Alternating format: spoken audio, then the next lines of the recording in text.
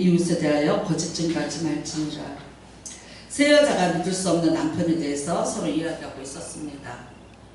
지난밤 우리 남편이 사무실에 간다고 해서 전화를 해봤는데 그 사무실에 아무도 없었어. 아무래도 의심이 가. 두 번째 여자가 맞장구 쳤어요. 지난밤 나도 남편이 친구 집에서 밤샌다고 했는데 전화해봤더니 거기 없는 거 있지? 그래요. 근데 세 번째 여자가 이러더래요. 웃으면서 나는 우리 남편이 어디 있는지 항상 알 수 있어. 그래서 어떻게? 그건 불가능해. 그랬더니 이러더래요. 그 여자가 나는 우리 남편이 붙인 공동묘지를 알아. 그러더래. 그러니까 거짓말을 언제 멈추는 거예요? 네, 죽어야 멈추는 거예요. 그러니까 세 번째 여자는 나는 우리 남편은 나한테 거짓말 안 해. 왜 안 해요? 공동묘지에 가 있기 때문에 못하는 거예요. 그러니까 살면서 참 거짓말이라는 거는 여러 가지 종류가 있을 수 있습니다. 세상에서는 거짓말 안 하고 살았어. 한 사람 손 들어보세요. 나는 거짓말을 한 번도 한 적 없어. 나는 못 들어요. 그렇게 말하는 그 사람은 새빨간 거짓말쟁이. 그러니까 어차피 우리가 이 거짓말이라는 거는 어느 정도는 그냥 허용되고 살아요. 그래서 하얀 거짓말, 그렇죠? 이제 이렇게 뭐 하다가 걸리면은, 아유, 그거는 정말 내가 하얀 거짓말을 한 거지. 그걸 진짜로 믿었냐? 어떤, 정말 죄송해요. 이런 자꾸 목회자의 비리를 얘기해서.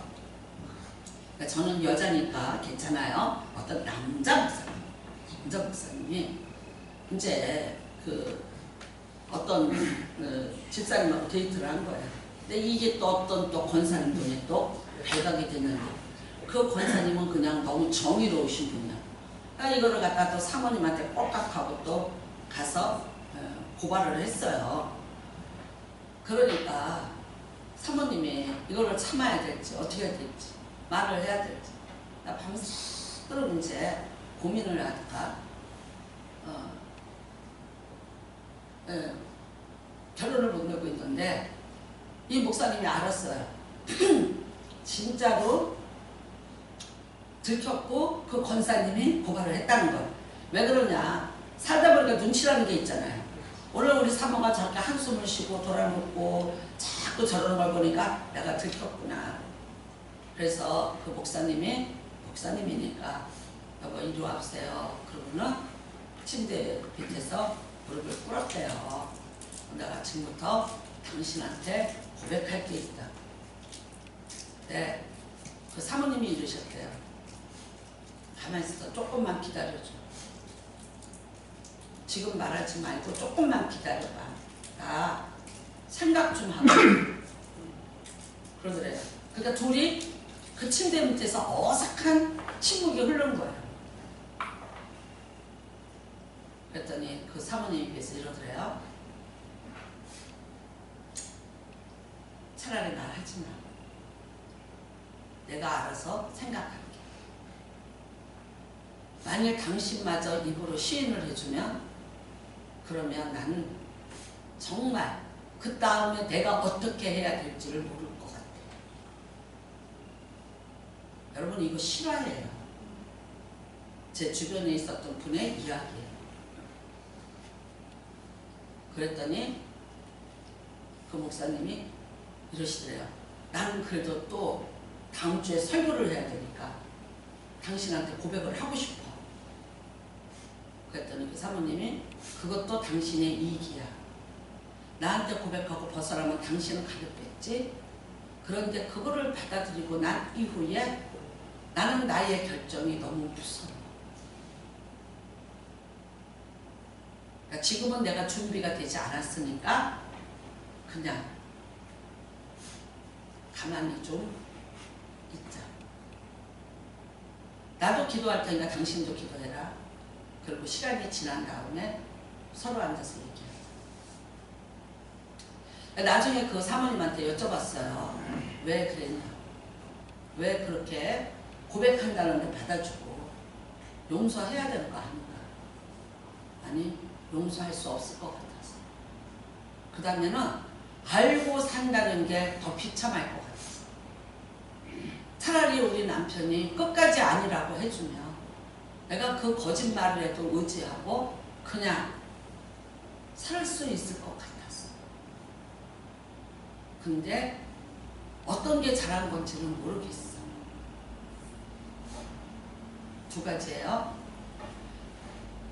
큰 울림이 있었을 것이다. 그래서 다시는 실수를 안 하실 것이다. 또 다른 하나는 이렇게 피해갈 길이 있구나 라는 안도를 할 수도 있다. 그러니까 어떤 것일까? 어떻게 될까? 그 답을 누가 알겠어요? 전들 알겠어요? 여러분님들 알겠어요? 본인님들 알겠어요? 근데 어떤 면에서 하얀 거짓말이 차라리 내 자존심을 덜 죽이는 거라 나는 아니었다는 대답을 속으로 기다리고 있었다. 그게 그 사모님의 말씀이에요. 여러분 이 계명은 법적인 용어예요. 거짓 증언하지 마라. 그러니까 이게요 그냥 거짓말하지 말라가 아니라 증언대 앞에서 너는 정확히 얘기해라 그 뜻이에요. 그래서 즉 내 이웃을 위하여 거짓 증인이 되지 마라. 거짓말하지 마라.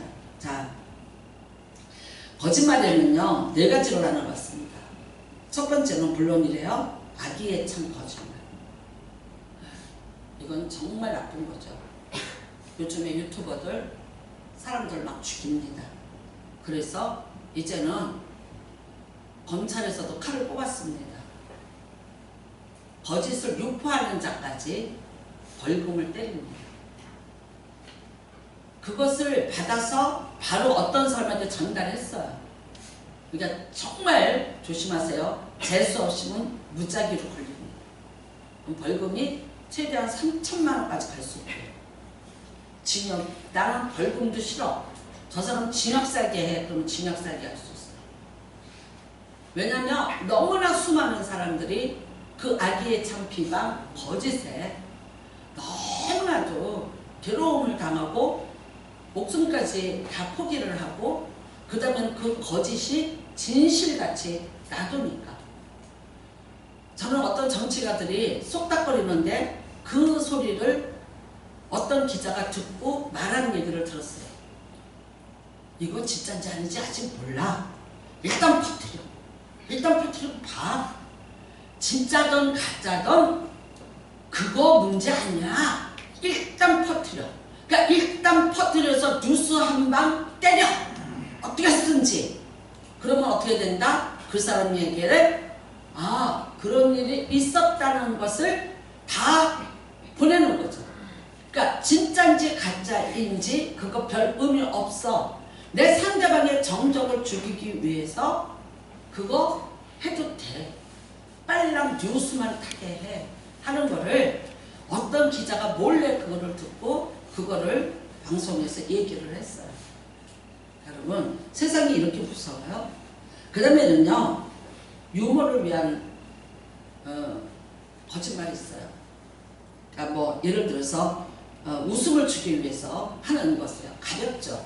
그런데 만약에 내가 웃음을 주기 위해서 다른 사람을 폄하하거나 다른 사람에게 상처를 주거나 다른 사람을 비아냥거리는 걸로 서로가 웃음을 나누기 위해서 하는 거짓말이라면 그것도 죄가 되겠죠. 그 다음에는요 예의상 하는 거짓말이 있어요. 그쵸? 이거는 많이 써요. 우리가 주로 편지를 쓰면 존경하는 선생님 존경 별로 안 해도 그냥 써요. 그쵸? 예. 제가 장래희보다 이쁘다는 건 거짓말인 줄 알아요.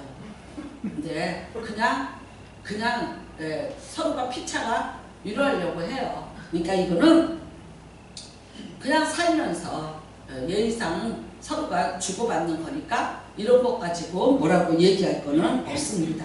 근데 이제 진짜 또 뭐가 있냐? 불가피한 거짓말이라는 게 있어요. 불가피한 거짓말. 근데 이거는 성경에서도 몇 군데가 나옵니다.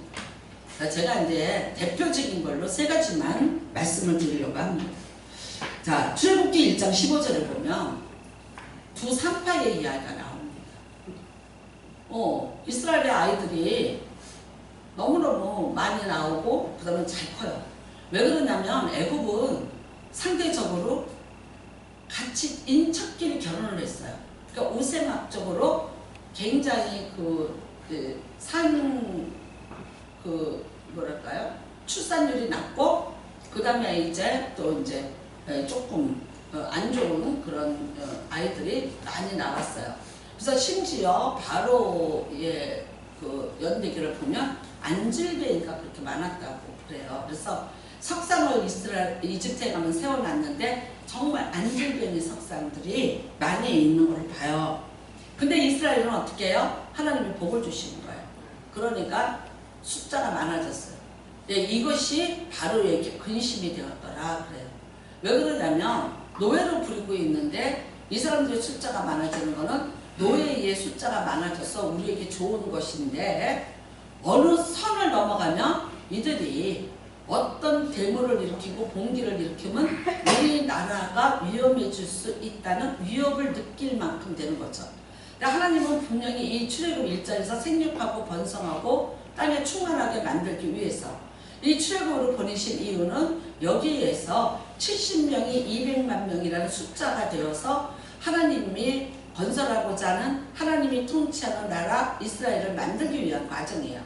그랬는데 바로가 이것을 보고 겁을 먹고 이제 다 죽이라고 이렇게 나왔죠.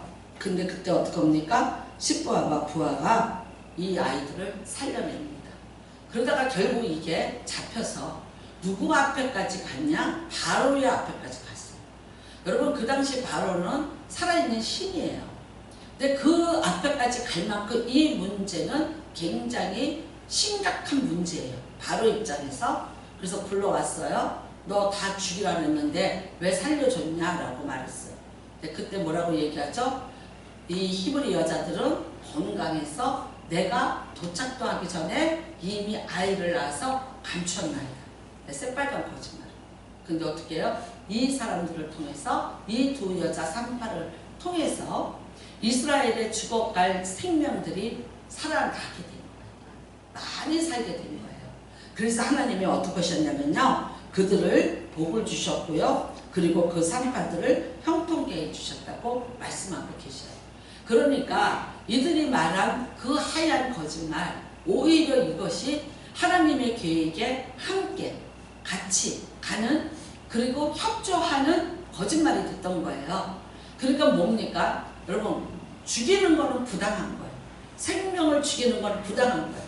그런데 이 두 여자가 바로한테까지 갔다면 죽음을 각오한 일이에요.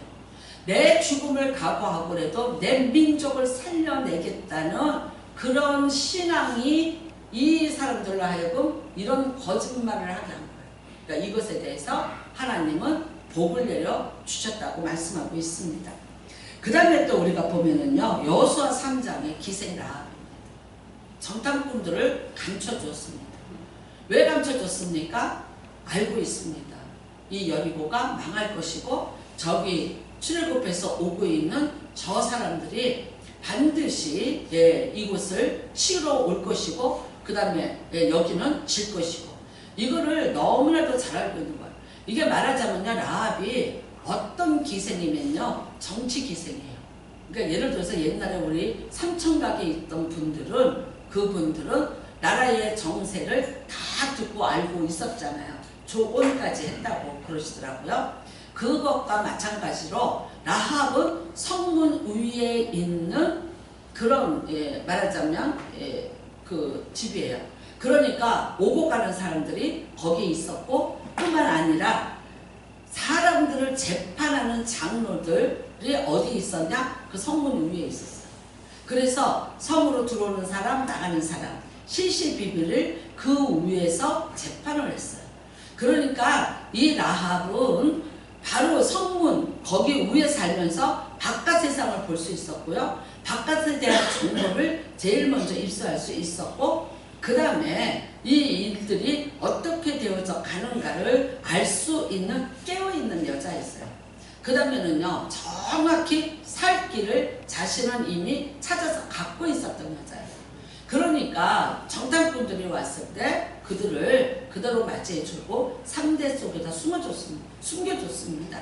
나중에 이 사실을 알고 사람들이 오죠. 근데 뭘 알아요? 나는 모르고 이쪽으로 갔는데 어떤 쪽으로 갔다래요? 저쪽으로 갔다는 거죠. 그래서 어떻게 됩니까? 예, 라합은 살고 그 다음에 라합의 가족들까지 다 살게 됩니다. 히브리서 11장에서는요 이 사건을 두고 이렇게 말합니다. 믿음으로 정탐 꿈들을 평안히 영접하였으니 이렇게 말해요. 그러니까 여러분 라합이 한 행동은 어떤 행동이냐? 그들을 믿은 믿음의 행위였다고 말해요. 근데 그들이 누구예요? 하나님의 사자들이에요. 그러니까 라합은 자기가 살고 있는 여리고라는 데서 수많은 신들을 보고 있었지만 그런데 하나님이 40년 동안 광야에서 행한 일에 대한 것에 대한 신뢰를 가지고 있고 그 하나님에 대한 믿음을 가지고 있었던 사람이에요. 뿐만 아닙니다. 이스라엘 백성들이 여러분 이제 나중에 우리가 요단강을 건너서 쳐들어올 때 본 적이 없는 일이죠. 누가 제일 먼저 봤을까요? 라합이 제일 먼저 보죠. 성 위에 있으니까 성 안에 있는 사람보다 훨씬 더 볼 수 있죠. 그러니까 다 이 모든 상황에 대해서 알고 있는 거예요. 그러니까 어떻게 해라? 나와 내 집을 살려달라고 확실한 믿음을 가지고 말하고 있는 거예요. 그래서 야고보서 2장 25절에 있습니다. 또 이와 같이 기생 라합은 사자들을 대접하여 다른 길로 나가게 할 때에 행함으로 의롭다함을 받았느니라. 그러니까 여러분 라합이 비록 거짓말을 했어요. 여리고 사람들한테 그렇게 했지만 그런데 그 사람은 행동하는 믿음으로 하나님을 믿었기 때문에 그 사람의 그 행위는 의롭다고 그렇게 인정을 받았습니다. 타인의 생명을 살리기 위한 것이고요. 그 다음에 또 남을 위해서 자기의 목숨을 담보로 한 이런 행위를 하는 것에 대해서 하나님은 결코 이것을 가볍게 보지 아니하시고 복을 주셨고 응답해 주셨고 그리고 의롭다고까지 인정을 해 주셨습니다. 그래서 여러분 또 우리가 삼손도 볼 수 있어요. 삼손도 말합니다. 내 힘이 어디서 나느냐. 그쵸? 근데 그 머리카락에서 나는데 그거를 숨기려고 여러 번 애를 썼던 것을 봅니다. 거짓말을 많이 했습니다. 근데 그것이 삼손이 그것을 한 것은 그거는 하나님이 내 머리카락에 힘이 있다는 것을 숨기라. 그걸 누가 공개를 하겠어요. 그러나 나중에는 이제 들릴라는 여자한테 결국은 넘어가서 머리가 깎이게 되지만 그러나 삼손도 여러 번 거짓을 말하면서 위기를 모면하고 이스라엘 나라를 지켜내게 됩니다. 그래서 여러분 이런 것들을 우리는 대부분 불가피한 상황이라고 그렇게 말을 하고 있습니다. 그 다음에 우리가 이제 또 거짓말하는 게 있는데 아브라함의 문제가 조금 깔깔합니다. 왜 그러냐면 사람을 누이라고 바로 이렇게 얘기를 해요. 근데 맞아요. 누이 맞아요. 누이랑 결혼을 한 거예요. 그러니까 내 누이입니다 라고 얘기를 했어요. 그랬더니 왜 진작 얘기하지? 왜 이제 처음에 뺏겼죠. 뺏겼다고 얘기합니다. 두 번째는 이제 안 뺏겼다고 봐요. 여러분 이거는 아브라함이 어떤 면에서 살아남기 위해서 한 거예요. 자 바로 앞에서 살아남아야 되는데 만약 안 그렇다면 어떻게 되겠어요? 그러니까 이 아내를 뺏는다는 건 바로는 제가 말씀드렸어요. 굉장히 도덕적이라고. 왜냐하면 그들은 사후세계가 중요하기 때문에 남의 아내인데 뺏지는 않았어요. 근데 물어봐요. 너무 사라가 예쁘니까 물어보니까 내 누이랑 얘기했어요. 근데 이거는 살기 위한 거짓말이에요. 근데 여러분 이거는 합당할까요? 안 할까요? 이거는 합당한 거는 아니에요. 왜 그러냐면요. 누이라는 건 진실이에요. 그렇지만 지금 아내인 게 더 큰 진실이에요. 누이였지만 결혼을 해서 사라가 내 아내가 된 거예요. 그러면 내 아내라고 말을 해야 되는 거예요. 그러니까 그런데 여러분 이거를 말을 못했어요. 이건 아브라함의 비겁한 처세예요. 그러니까 차라리 정확하게 얘기를 했다면 괜찮을지도 모르는데 또 하나님이 지켜주시지 않겠나. 그런 믿음도 없었고 어떤 면에서 나이 먹어서 이제 바로 앞에까지 끌려가서 위기를 만나니까 아브라함이 이렇게 유약한 비겁한 거짓말을 해버리고 말았어요. 이거는 여러분 이기적인 거죠. 어떤 면에서 보면 자기가 살기 위한 그런 행동이기 때문에 하나님은 이것을 좋은 거짓말이라고 그렇게 불가피한 상황이라고는 말해주지 않습니다. 그 다음에는요, 악의에 차는 이제 거짓말에 대해서 좀 얘기를 해보겠습니다. 제가 아까도 말씀드렸지만 유튜버들 거짓말을 그렇게 유포를 해요. 별것 아닌데 막 유튜브를 만들어서 올려서 조회수가 올라가면 그 사람들에게 그게 돈이 되는 거예요. 저는 심지어요, 한 달에 1억 이상을 번다는 사람들을 봤어요. 요즘에 목사님들 사이에 무슨 일이 있는지 아세요? 나 유튜브에 올렸어. 좀 눌러줘. 우리 교회는 제 설교가 유튜브에 올라가 있는지도 몰라요. 그쵸? 보신 분도 없을 거예요. 왜냐면 광고도 안 해요. 저 봐요, 저는 가서 뭘 잘못했나, 어떻게 했나 보려고 봐요. 성사수봉부에 치면 나와요. 근데 누가 보느냐? 이제 다른 목회자분들이 이렇게 보고 계시는 걸로 알고 있어요. 근데 여러분, 내가 살기 위해서, 내가 돈을 벌기 위해서 다른 사람을 폄하하고 거기에다 거짓을 유포하고 그 다음에 그 사람들에게 치명적인 것들을 만들어내고 어떻게 했으면 사람들이 죽고 싶다고까지 했을까? 저는 그 박수홍 씨는요, 여의도 순복음교회 성도고요. 정말 좋은 일을 많이 하는 사람이에요. 그 사람은. 여기 연신된 거 어디에 고아원을 봉사를 하는데 그 일을 몇십 년 동안 하는 사람이에요. 멈추지 않아요. 그리고 와서 아이들을 진심으로 사랑하고 돌봐주고 참 잘 사는 사람이에요. 그런데도 불구하고 이제 형에게 그 재산을 다 맡겨놨다가 결국은 이제 다 도둑질을 당하고 거지가 되고 형제에 의해서 오히려 이상한 일을 당하고, 그런데 이 일에 대해서 이게 가족의 일이고 가족사로 끝날 건데 이게 뭐 난리가 났어요. 심지어 박수홍 씨가 그 크리스찬이 죽고 싶다는 말을 당하고 그랬어요. 그러니까 결국은 이제 재판을 해서 승소를 했더라고요. 그러니까 너무나도 악의의 참말. 밤마다 지옥을 몇 번을 갔다 왔다. 그런데 그게 뉴스를 타고 사람들의 입에 오르내리면서 그런 것을 만들어낸 사람들은 희희낙낙하고 있었겠죠. 왜? 돈이 되니. 교회에서도 설교에 누르세요. 성도들한테 시켜. 그게 올라가면 어떻게 된다? 광고를 딸 수 있어요.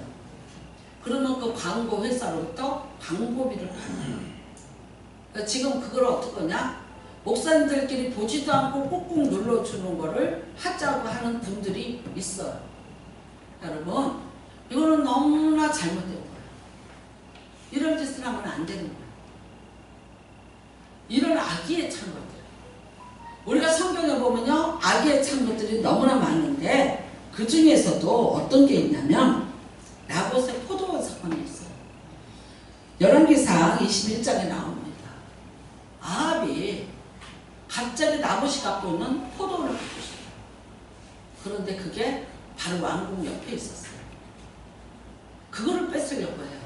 근데 왕이 그거를 정당한 대가를 주고 사든지 내놔라 그러면 될 텐데 왜 그게 안 될까? 그거 안 됩니다. 왜냐면 나봇이 자기 마음대로 못해요. 내 거 아니야. 지금 내 이름으로 명예가 돼 있을지라도 이 포도원은 내가 부모로부터 물려받은 기업이에요. 이스라엘 사람들에게는. 그래서 이거를 내 마음대로 팔거나 누구에게 주거나 할 수가 없습니다. 그러니까 나봇은요, 이거는 조상들이 나에게 준 기업이고 내가 내 후손들에게 물려줘야 돼. 근데 그거를 처음에 주신 분이 누구냐? 하나님이시라고 믿어요. 그래서 하나님이 주신 기업은 내가 목숨을 걸고 지켜야 된다는 것이 나봇의 생각이고 이스라엘 사람들의 생각이에요. 그런데도 불구하고 그것을 뺏어야 돼요. 근데 그때 그 간교한 여자 이세벨이 방법을 얘기해 주죠. 그쵸? 그리고 그 다음에 어떻게 하냐? 두 사람의 분량배를 삽니다. 그리고 그 불량배 두 사람에게 이런 거짓말을 해달라고 말을 하죠. 왜? 그냥 안 돼요. 증인이 반드시 있어야 돼요. 너희 둘이 증인이 되어달라고 말해요. 근데 그 증인이 뭐냐면요, 불량배 두 사람이 마주 앉아서 나봇이 하나님과 왕을 저주하였다 하고 곧 그를 끌고 나가 돌로 쳐 죽이라 하였더라. 이거는 이세벨에게 교사를 받은 거예요. 아닌 줄 알아요. 그럼에도 불구하고 어떤 자기의 유익을 위해서 거짓말을 해서 이렇게 억울하게 나봇을 돌로 맞아 죽게 만들어 놓고, 그렇지만 왕이니까 증인이 있어야 돼요. 그 증인을 이런 식으로 만들어 놓고 해요. 그래서 결국은 이제 나봇이 죽고 맙니다. 하나님이 이 일에 대해서 어떻게 하셨나요? 그 핏값을 굉장히 강하게. 그래서 이세벨의 피를 개들이 핥을 것이다. 그러니까 그렇게 됩니다. 던져서 죽이고 죽고 그 다음에 길거리에 떨어져 죽었는데 그 피를 개들이 와서 핥더라. 그러니까 여러분, 이스라엘 사람도 우리나라 사람 같이 죽음에 대해서 엄청난 그 의미를 부여합니다. 그러니까 이 사람이 어떻게 죽었는가에 따라서 이 사람이 하나님 앞에 어떻게 살았는가를 결정을 해요. 그래서 자기 조상의 이름으로 돌아갔더라, 자기 침상에서 발을 모으고 잤더라. 그러니까 이 편안한 죽음에 대해서 하나님의 복이라고 생각하고요.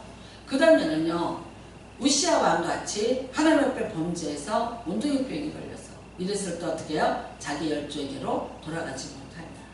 사울 왕이 죽긴 죽었는데 그 자식들하고 다 목이 베어서 길르앗에 걸려 있었어요. 비가 오고 그 비를 맞으면서. 그러니까 결국 어떻게 해요? 제대로 장례를 치르지를 못했어요. 그러니까 이거는 하나님이 버렸다는 증거요, 저주라고 생각했어요. 그러니까 이세벨에게 하나님이 준 큰 벌이 뭐냐? 그의 피를 개들이 핥더라.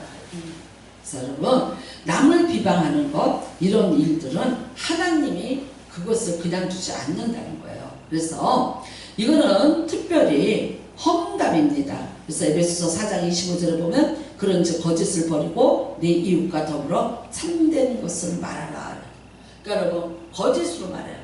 거짓으로 다른 사람을 험담하고 돌아다녀요. 악을 말해요. 내가 진실이에요? 봤어요? 진짜예요? 절대적인 자기 주관하에서 판단하고 평가해요. 그리고 그렇지 않은 것인데도 불구하고 자기 생각에 그렇다고 생각하고 그 다음에 그것을 유포하고 돌아다니죠. 그러니까 사람이 내가 그렇게 생각하고 내가 생각만 가지고 있는 것을 갖고 하나님이 지금 악하다고 하는 건 아니에요. 어떤 면에서 자기 편견이나 자기 주관이나 다 다르기 때문에 자기 생각을 가지고 자기가 그렇다고 생각하고 있는 거를 자기 머릿속에만 갖고 있다면 문제가 될 게 없어요. 근데 문제는 뭐냐? 이것이 입 밖으로 나와서 새치 혀로 나와서 다른 사람에게 이것이 알려지게 된다면 그 말하는 것에 대한 분명한 책임을 하나님은 묻게 된다. 내 생각은 그래. 내가 그래. 어떻고 저떻고 그래. 그러니까 여러분, 없는 것을 있는 것 같이 말하는 내 생각에 굉장히 위험한 거죠. 그거는 당신의 생각일 뿐이지 그게 진리가 아니에요. 그게 진실이 아닐 수가 있어요. 그런데 그렇게 얘기해요. 그 다음에는요, 험담이에요. 험담이라는 것은 그 사람의 약점을 가지고 놀아요. 비방하고 조소해요. 어떤 면에서 보면 우리가 남을 비방하고 무조건 남을 치고 그 사람은 어떻게 보면 자기의 극심한 열등감을 견디지 못하는 사람일 수 있어요. 그 다음에 어떤 게 있냐면요, 선제 공격이에요. 선제 공격. 그러니까 내가 약점이 많아요. 근데 저 사람이 혹시라도 내 약점을 알고 나를 공격할까봐 내가 먼저 방어진을 만들어 놓고 그 사람을 내가 먼저 치는 거예요. 그리고 어떻게 해요? 내가 너보다 강해. 이거를 표현해 주기 위해서. 그래서 저 사람이 나를 공격하는 것을 내가 막기 위해서 하는 거예요. 다 어떤 거예요? 약자의 궤변이에요. 비굴한 거예요. 하나님이 원하지 않는 모습들이에요. 그러니까 여러분, 이 혀를 가지고 사람을 살릴 수 있고 죽일 수도 있어요. 야고보서는 그래서 말해요. 셋째 혀를 가지고 만약 이것을 가지고 내가 잘 관리를 하면 사는데, 안 그러면 어떻게 된다? 이걸로 내 온몸을 불살르는 그런 어리석음을 네가 겪을 수도 있을 것이라고 말해요. 제가 이런 사람 피하라잖아요. 무슨 말을 하든지 그 사람은 비방하는 말이에요.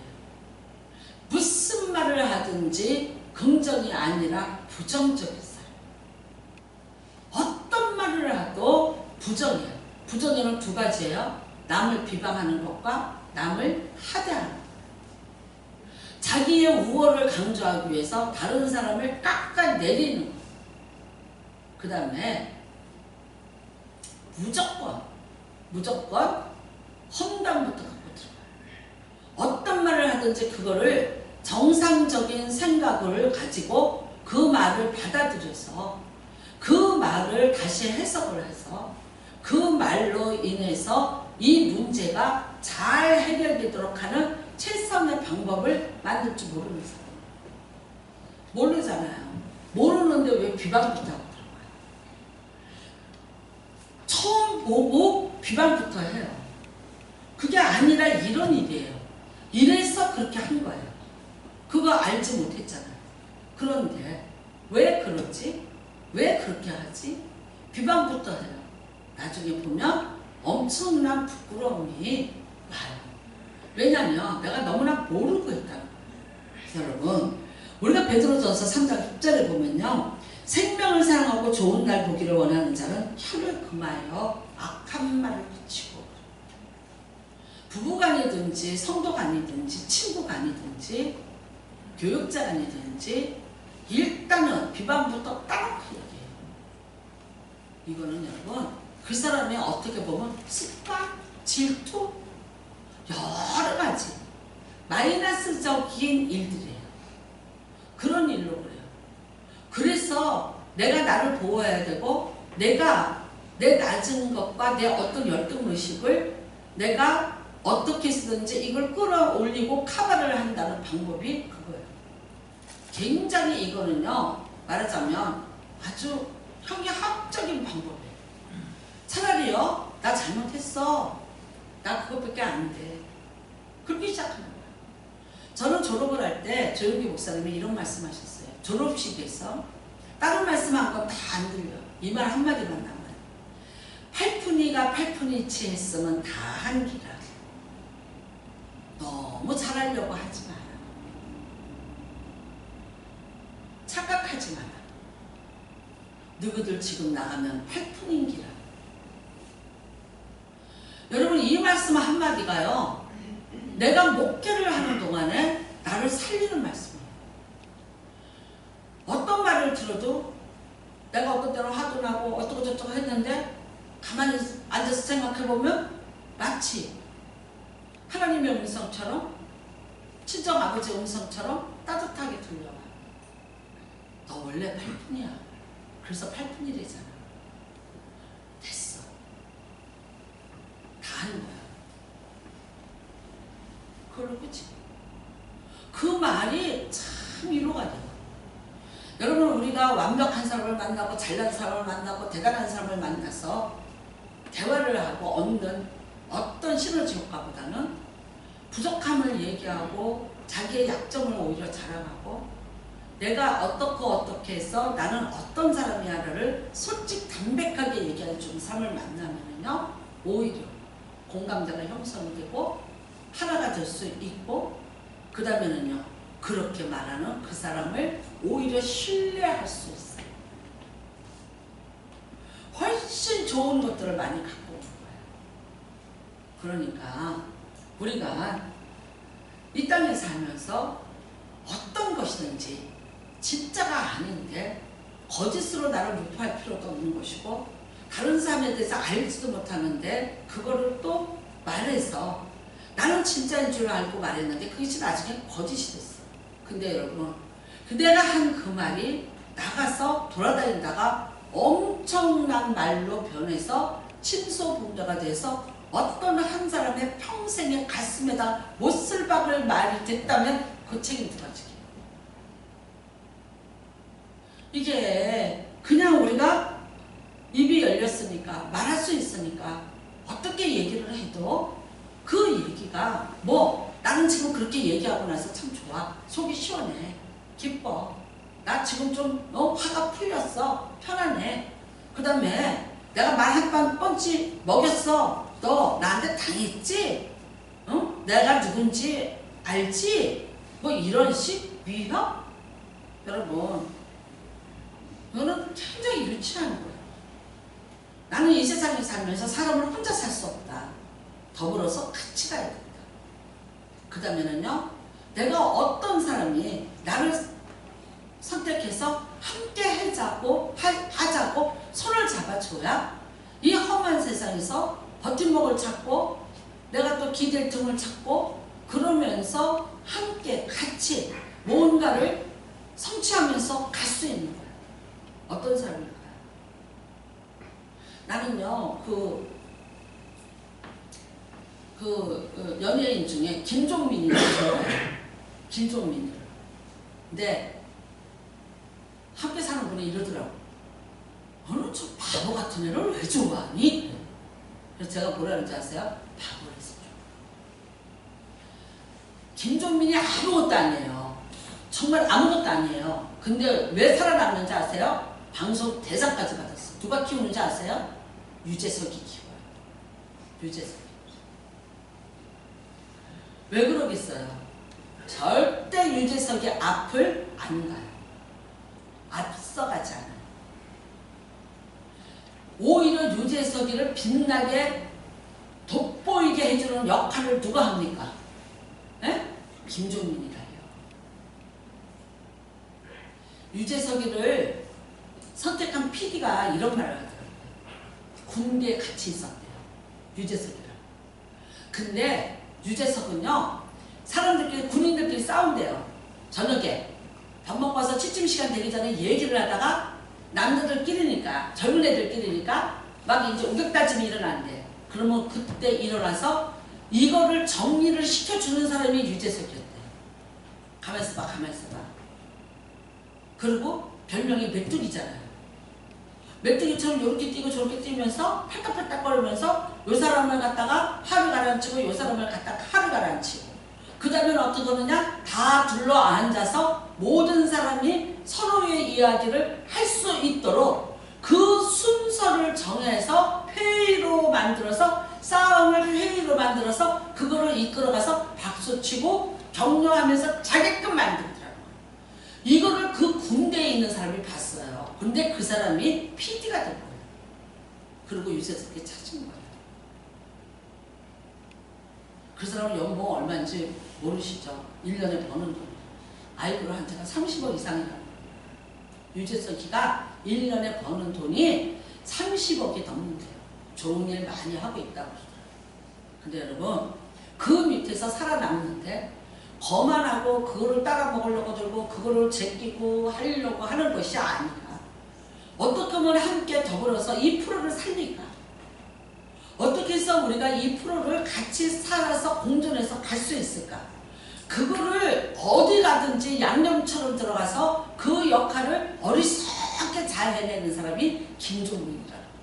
여러분 한번 보세요. 아니 목사님 오늘 왜 설교 준비를 안 했나? 연예인 얘기를 하세요. 예화로 드는 거예요. 예화로. 세상은 여러분, 내가 똑똑하다고 내가 발언권을 가지고 내가 마이크를 잡고 무슨 일을 해서 좋은 게 아니야. 말이 많은 자가 어리석다 그랬어요. 이 교회 안에서 가장 어리석은 자가 누구예요? 저예요. 말이 많으면 실수가 많으니 제일 실수 많은 사람이 누구겠어요? 저예요.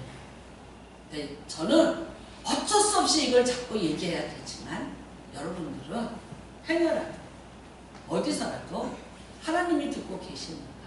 무슨 말씀을 할지라도 누가 부정으로 얘기하면 긍정으로 그거를 조금 다듬어 가시고, 걱정을 해서 얘기를 하더라도 마지막은 걱정이 아닌 잘 되겠지 라는 어떤 그런 위로와 격려로 그것을 멈추시길 바랍니다.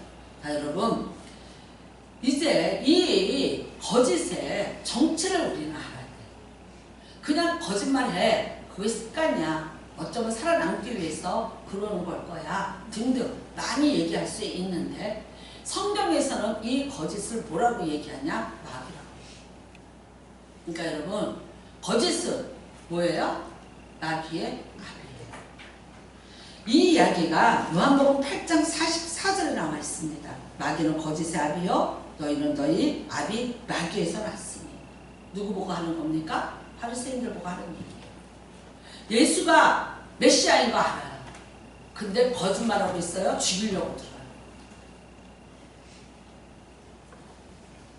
너희 아비의 욕심을 너희도 행하고자 하느니라. 저는 처음부터 살인한 자요 진리가 그 속에 없으므로 진리에 서지 못하고 거짓을 말할 때마다 제 것으로 말하나니 이는 저가 거짓을 말할 때마다 자기 것처럼 자기가 말하는 것처럼 얘기한다고요. 그래서 이건 뭐예요? 거짓말쟁이요 거짓의 아비가 됩니다. 여러분 놀랍게도요, 열왕기상에 또 보면은 여호사밧 할 때 북이스라엘하고 남유다가 연합해서 전쟁을 하려고 하죠. 근데 미가야라는 선자가 있었어요. 하면 된다 안 된다? 안 돼요. 근데 왕은 무슨 예언을 듣기를 원해요? 전쟁에서 이긴다는 예언을 듣기를 원해요. 그래서 미가야를 압박하는 거예요. 그러니까 미가야가 눈치 보니까 벌써 어떤 가짜가 왕이요 전쟁하셔서 이깁니다 예언을 했어요. 그러니까 내가 얘기해봤자 안 들어. 사람은 어떻게 해요? 자기 좋은 말은 듣고 싫은 말은 안 들어. 그러니까 내 말 안 들을 거 뻔해요. 그 다음에 내가 만일 여기서 당신이 전쟁 나가서 진다고 얘기하면 어떻게 할 거라? 나 죽일 거라. 알아. 그러니까 뭐를 강요하는 거예요? 거짓을 강요하는 거예요. 하나님의 뜻을 말하려고 하는 진짜 선지자에게 자기의 욕심과 자기의 계획 때문에 거짓을 강요하는 거예요. 미가야가 뭐라 그래요? 응? 전쟁하소서. 전쟁하소서. 근데 왕이 느낌이 좀 안 좋아. 똑바로 말해. 전쟁하소서. 이기겠나. 그런데 전쟁하라 이 전쟁하면 안 돼요. 근데 하라고 말하는 그 거짓 선지자들에게 하나님이 무슨 말씀을 하셨냐면 내가 그들에게 거짓의 영을 넣어놨어. 그래서 그들이 거짓말을 할 거야. 미가야에게 말씀해 주셨어요. 그러니까 여러분 거짓이 뭐예요? 거짓의 영이에요. 거짓말을 하는데 그 거짓말이 어쨌든 그거는 예수님이 정의를 내리셨는데 마귀의 일이라. 우리 요즘에 정명석 씨 때문에 난리가 났죠. 그거 가지고 넷플릭스에서 무슨 영화를 만들었는데 그게 지금 세계에서 1위예요. 넷플릭스 순위 1위가 됐어요. 정명석이. 자기가 신이라고. 그래서 수많은 여자들을 성폭행했어요. 종교라는 이름. 근데 늙은이들 한 거 아니에요. 젊은 사람들을 그렇게 많이 했어요. 근데 드디어 이제 그 여자들이 다 이제 가면을 벗고 공개로 얘기를 해요. 어떤 게 거짓말인지 아세요?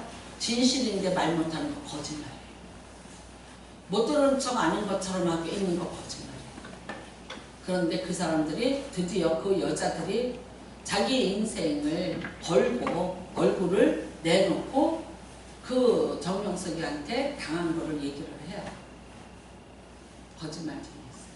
세상에 여러분, 그 한 사람이 그렇게 된 것이 그 한 사람이 어떤 대단한 능력으로 됐다고 생각하십니까? 아닙니다.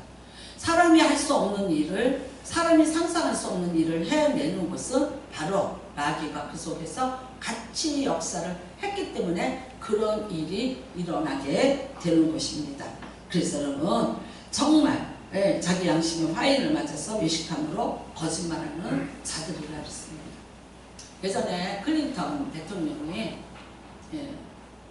그 백악관이 참 조그만 3층 집인데 그 안에 자기 방에서 일하는 그 루이스키라는 여자 비서와 나쁜 짓을 했습니다. 결국은 이 여자가 뭔가 왜 그랬는지 이거를 또 다 풀어버렸어요. 근데 클린턴이 빨리 잘못했다고 했어야 돼요. 인정을 했어야 돼요. 아마 너무 놀랬고 너무 무서웠고 그랬는지 모르지만 아니라고 부정했어요. 나중에 미국에서 이런 일이 있었어요. 부정할 수는 있다. 사람이니까 그럴 수는 있다고 치자. 그런데 대통령으로서 정직은 했어야 됩니다. 정직은 했어야 됩니다. 정직했더라면 용서받을 수 있습니다. 정직하지 못했기 때문에 용서할 수 없다고 얘기했어요. 여러분, 잘못할 수 있어요. 우리가. 근데 어떻게 해야 돼요? 정직해요. 저는 아까 사모님의 말씀을 드렸지만 얼마나 비통하고 얼마나 비참하고 그 다음에 내가 살 수 없을 것 같으니까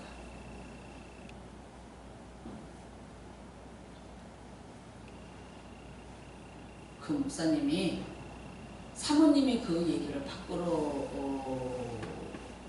개인적으로 들었는데 나중에 그 목사님이 공개적인 사과를 하셨다. 근데 다 용서했어요. 거짓말보다는 차라리 진실을 고백하는 게 좋아요. 여러분, 사람은 용서를 못할지 몰라도 하나님은 용서해요. 내가 진실을 얘기하면 사람은 나에게 어떻게 다룰지 그게 무서운 거지. 근데 진짜 무서운 건 누구예요? 하나님이에요. 내가 계속 거짓을 말하고 거짓을 말하면서 나를 보호하려고 해요. 예를 들면 그게 어떤 면에서 보면 당신도 편할 수 있어. 어떻게 보면 이제 지나가는 거야. 이미 알아서 뭐해. 내가 다시는 안 그럴 건데 등등. 여러 가지 궤변을 늘어놓으면서 얘기할 거예요. 그런데 거짓말하면 안 돼요.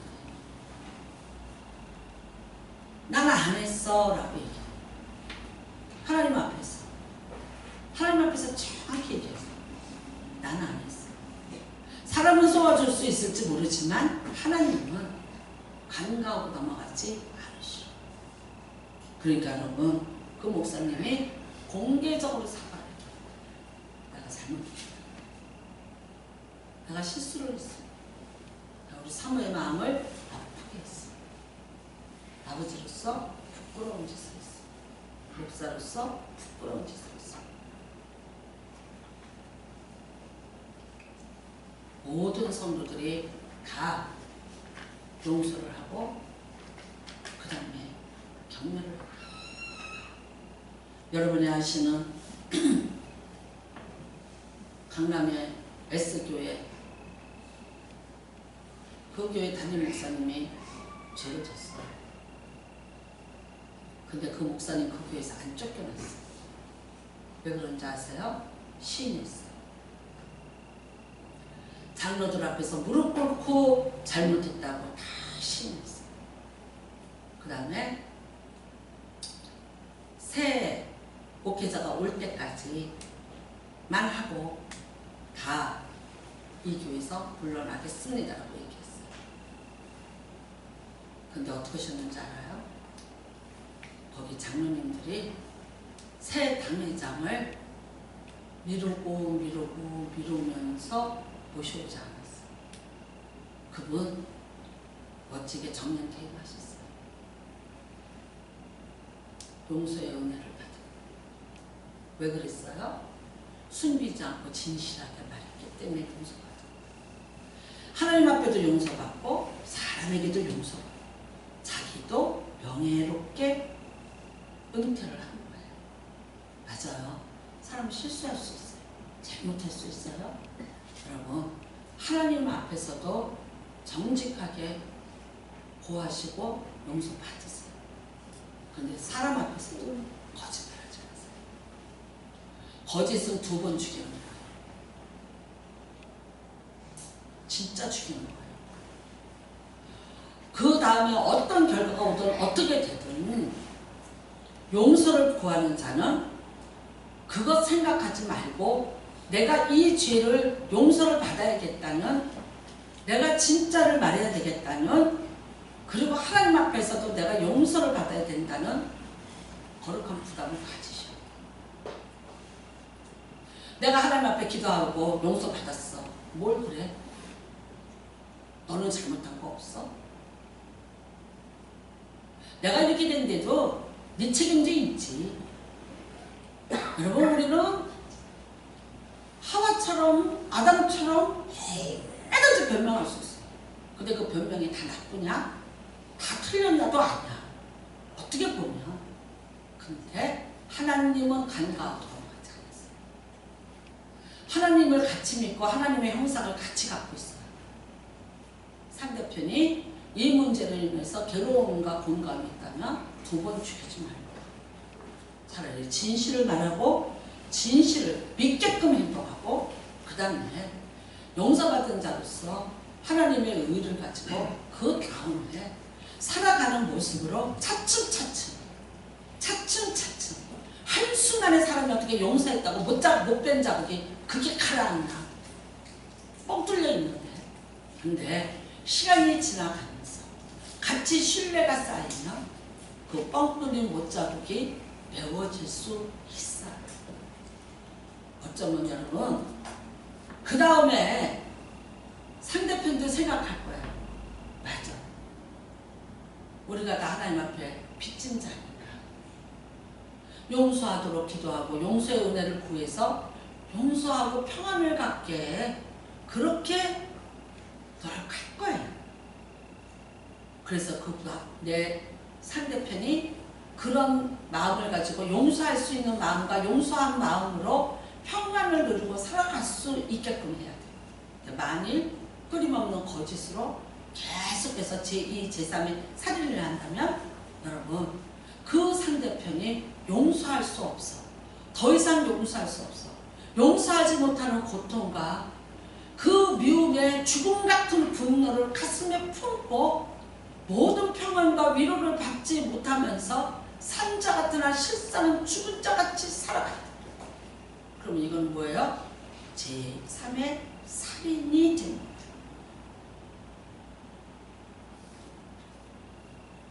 다 가릴 수 있어도 하나님은 못 가요. 하나님은 정확히 보고 계세요. 십자가의 은혜를 철저하게 구하시고 정말 다시 새로운 우리가 부활의 은혜로 부활절날 기쁨으로 내가 함께, 여러분 어쩌면 이럴 거예요. 내가 만약에 그러면 저 사람은 나를 죽이려고 들 거예요. 아니, 어쩌면 고백해줘서 고마워. 내가 용서할 수 있게 해줘서 고마워. 그 어려운 거를 말해줘서 너무너무 고마워. 어쩌면 같이 손을 붙잡고 그렇게 할 수도 있어요. 힘드시면 많이 기도하셔서 하나님의 도우심을 얻으시고, 여러분 혹시라도 내가 어떤 거짓말로 인해서 누구에게인가 상처와 고통을 준 게 있다면 함께 이것을 같이 풀어가시면 은혜가 임하시기를 주님의 이름으로 축복합니다. 계시록 21장 27절에 무엇이나 속된 것이나 가증한 일 또는 거짓말하는 자는 결코 그리로 못 들어오리라. 계시록 22장 15절에 개들과 술객장자들, 행음하는 자들, 살인하는 자들, 우상 숭배하는 자들, 및 거짓말을 좋아하며 지어내는 자마다 내가 무슨 확실하지 않은 말을 할 때 이것이 진짜인지 거짓말인지 잘 분별하셔서 여러분과 제가 다 노력하고 애쓰고 모든 것이 99점인데 그거 한 가지 때문에 천국에 못 가는 어리석은 일을 당하지 마시기를 주님의 이름으로 축복합니다. 거짓은 두 번째 하는 살인입니다. 바보 만드는 거예요. 나를 상처와 고통을 만났는데 거짓말을 하니까 내가 그럼 바보잖아. 나는 어리석은잖아. 내가 그러면은 그거를 못해서 내가 지금 나를 바보 만드는 거잖아. 넌 두 번 죽이는 거야. 당한 자에게 칼질을 또 하는 거야. 아픈 사람에게요, 죽음의 고통으로요, 칼을 한 번 더 갖다가 찔러대서 심장에서 피가 터져 나오잖아. 힘들어요. 힘들겠지만 정확하게 거짓말하지 말고 진실을 얘기하고 진실로 용서받고 용서하는 귀한 은혜가 임하시기를 주님의 이름으로 축복합니다. 우리 같이 기도하시기를 바랍니다. 하나님, 내가 사람은 속일 수 있어도 하나님은 속일 수 없다는 것을 압니다. 손바닥으로 하늘을 가릴 수 없다는 것도 압니다. 하나님, 내가 거짓이 아니라 어떤 것이든지 어떤 잘못이라도 진실을 말하게 하여 주시고 그 용기를 주시고 그리고 용서받되 하나님 앞에 사람 앞에 다 용서받게 하여 주시옵소서. 그리고 다시는 그 거짓에 내가 가지 않게 하여 주시옵소서. 우리 같이 한번 기도하시도록 하겠습니다. 주여 일창하시고 기도합니다. 주여 하나님 아버지, 하나님 아버지,